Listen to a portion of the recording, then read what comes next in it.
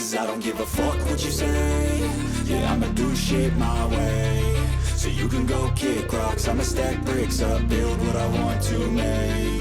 Yo, I got a lot of shit to say, so I'ma do this every day. I'll be writing things until I'm fucking buried in my grave. 6 feet deep under, but my body won't decay. Cause my messages are timeless, so they'll put them on display. Oh yeah, I rap with a certainty, I have a sense of urgency. A message for eternity, for everyone eternally. I have the people burning me, but now they fucking learn to see I ain't the one to fuck with. Now they looking nervously, and I don't really care what you think of me respectfully. You can kick rocks if you think you're fucking better, see. I will not rock you, turn you to an enemy. But you're so bad that you're gonna need some therapy. I have the motherfucking recipe. I've been cooking up hits, I'ma leave a legacy. You'll be looking small when you're standing right next to me. I'm 5'10", bitch, but I'm 10 feet I next don't to me. give a fuck what you say. Yeah, I'ma Liga Premier Inggris secara teknis disponsori oleh bank The Barclays antara tahun 2001 hingga 2016. Merupakan periode yang diingat oleh para penggemar sepak bola. Akan tetapi, terdapat periode yang paling dirindu-rindukan oleh pecinta sepak bola, yakni pada periode awal tahun 2000-an.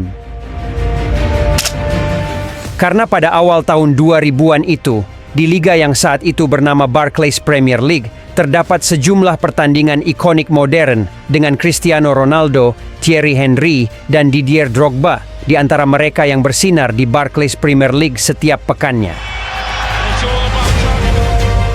Pada era Barclays tersebut, klub seperti Manchester United, Chelsea hingga Arsenal sedang jaya-jayanya dengan para pemain bintangnya. Sedangkan klub sekelas Aston Villa hanyalah klub yang lebih terbiasa duduk di papan tengah klasmen dan tidak menikmati malam-malam Liga Champions seperti saat ini.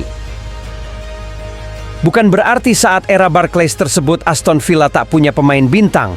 Mereka juga memiliki banyak bintang saat itu. Dan salah satunya adalah Juan Pablo Angel yang muncul sebagai salah satu penyerang era Barclays Premier League yang klasik. Angel. And still Juan Pablo Angel. Through the goalkeeper.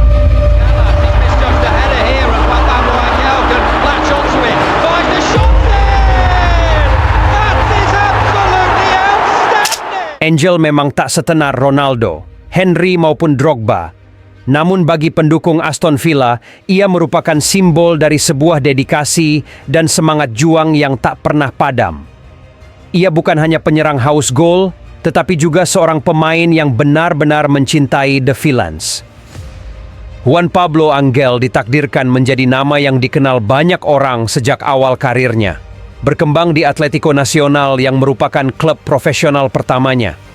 Di klub tersebut, ia berhasil memenangkan gelar Liga Kolombia pada tahun 1994 saat ia mencetak gol kemenangan dalam derby penting melawan Independiente Medellin. Penampilan cemerlang di tanah kelahirannya selama 4 tahun meyakinkan River Plate untuk membawa Angel ke Argentina, di mana ia diplot sebagai pengganti Hernan Crespo yang hengkang ke Italia untuk mengukir perjalanannya menuju status legendarisnya sendiri. Bersama River Plate, Angel memainkan 132 pertandingan dan mencetak 62 gol, memenangkan Primera División Apertura pada tahun 1999 dan Clausura pada tahun 2000. Namun yang membingungkan, ia kesulitan untuk membuat dampak di tingkat internasional sebelum pindah ke Inggris. Melakukan debut untuk Kolombia pada tahun 1996, Angel kemudian mewakili negaranya selama kualifikasi Piala Dunia 98. Namun setelah berhasil lolos ke putaran final, ia malah dicoret dari tim nasional Kolombia di Piala Dunia 98 tersebut. Sedangkan pada Piala Dunia 2002-2006, Kolombia gagal masuk putaran final sehingga membuat Angel mengakhiri karir internasionalnya pada 2005 dengan hanya 33 caps dengan 9 gol. Meski karir di timnasnya tak terlalu mencolok, namun berbeda ketika di level klub. Selama 3 musim tampil cemerlang di River Plate dan menjadi pencetak terbanyak klub, pada bursa transfer musim dingin tahun 2001 Aston Villa mengambil risiko berani dengan menghabiskan biaya rekor transfer klub sebesar 9,5 juta pound sterling untuk mengontrak Angel. Datang dengan harga cukup mahal, sayangnya Angel tak langsung memberikan dampak positif ke Aston Villa. Ia butuh sedikit waktu untuk beradaptasi di Midlands. Bahkan dalam 9 penampilan Liga Primer pada musim 2000-2001, ia hanya mencetak 1 gol. Namun gol itu merupakan gol tendangan volley yang cerdik yang terjadi ketika melawan Coventry City.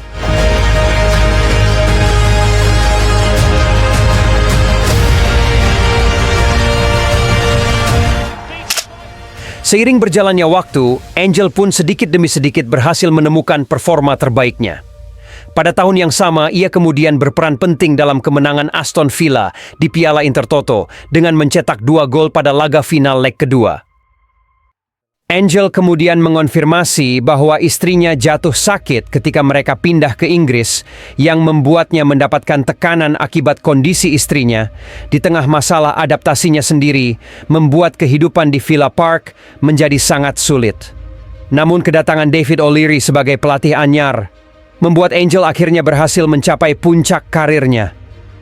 Setelah 2 musim tampil biasa-biasa saja, pada musim 2003-2004, pemain Kolombia itu akhirnya mampu menunjukkan potensinya. Ia bahkan berhasil mencetak lebih dari 20 gol di semua kompetisi, termasuk 16 gol di Liga Primer. Hanya Thierry Henry, Alan Shearer, Louis Saha, Ruud van Nistelrooy, dan Michael Forsell yang mencetak lebih banyak gol darinya. Itu termasuk gol yang memukau melawan Bolton Wanderers dari tepi kotak penalti yang melesat ke pojok atas gawang. Penyelesaian pertama yang sangat naluriah yang menggambarkan bahwa Angel sebagai seorang finisher andal. Dengan penampilan cukup gemilang itu, Aston Villa pun dibuatnya finish di peringkat 6 klasmen akhir Liga Primer Inggris. Hal ini pula yang akhirnya membuat sang striker menjadi favorit para penggemar. Darius Vassell merupakan mantan rekannya di Aston Villa, merangkum karier Angel selama di Inggris.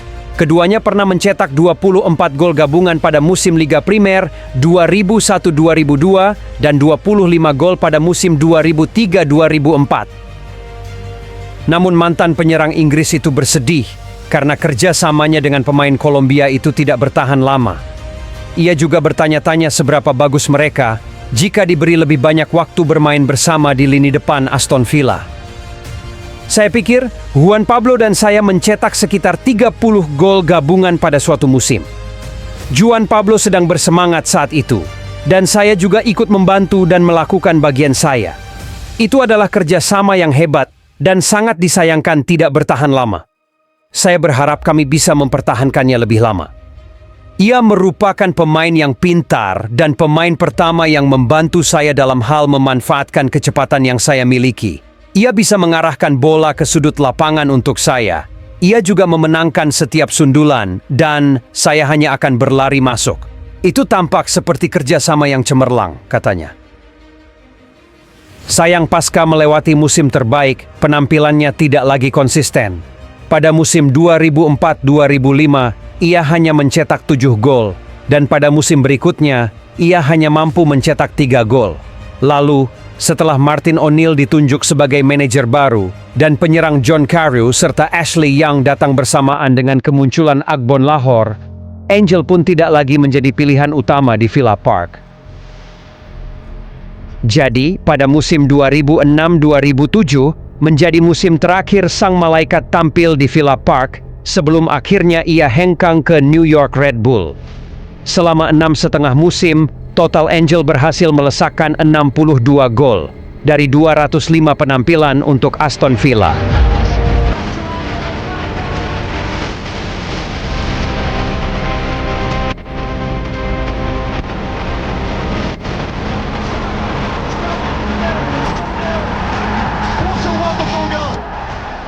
Aksi elegannya di dalam kotak penalti, serta gaya rambutnya yang mengenakan ikat kepala, akan selalu meninggalkan warna dan kisah tersendiri dalam panggung Barclays Premier League yang sulit untuk dilupakan.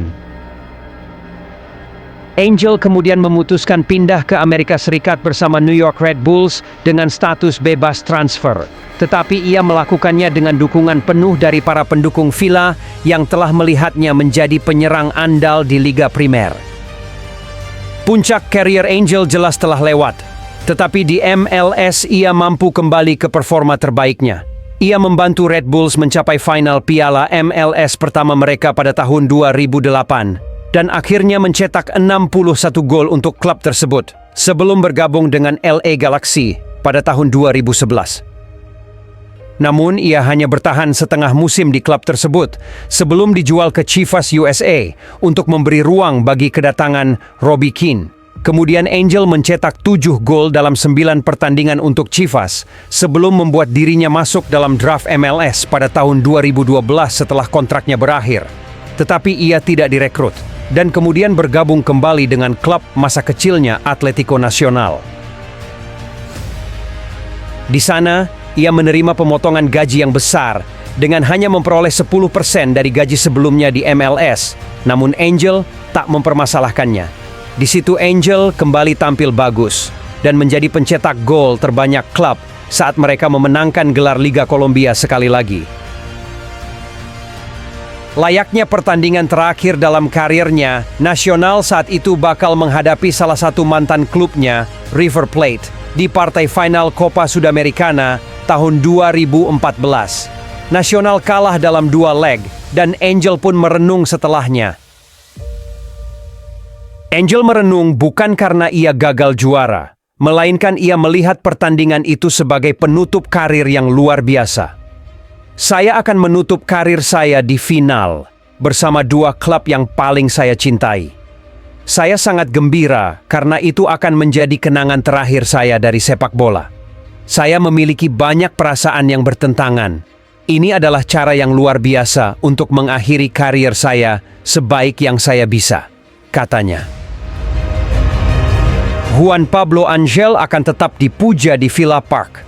Legenda klub yang datang dari nol dan menjadi salah satu penyerang terbaik yang pernah mengenakan seragam merah, marun, dan biru.